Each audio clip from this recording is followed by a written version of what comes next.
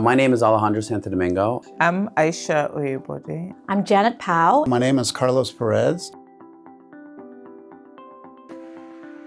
Especially in a country like Colombia, where I come from, I believe that development will be the key to alleviating poverty and to helping reduce income inequality throughout the world. I have always been interested in development. When I was an undergraduate here many years ago, a lot of the courses I took had to do with development. So it's something that has always been of real interest to me. So where I come from is the region of Asia. What I see is that in the past few decades, Asia has benefited so much from globalization, and yet we still see a lot of inequality.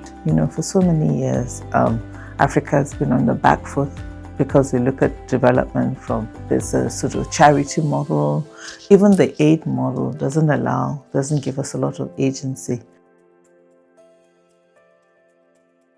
I think the work that CID does is pretty unique and about as important and far-reaching as any institution in the world, really. What is interesting and unusual about the Center for International Development is the way they think about development. It's about structural change, it's about systemic change, it's about how are we going to overhaul a 50-year attitude. And the work that CID does is unique in that sense, and the power of Harvard behind it, I think, will help increase the impact that we'll have over time. CID is a wonderful place for scholars and students and intellectuals, business people, policymakers to gather so that they can all work together to think about solutions for very complex problems. One of the things that both Asim and Fatima have been able to do is try to break down a lot of those silos and those barriers and really become the hub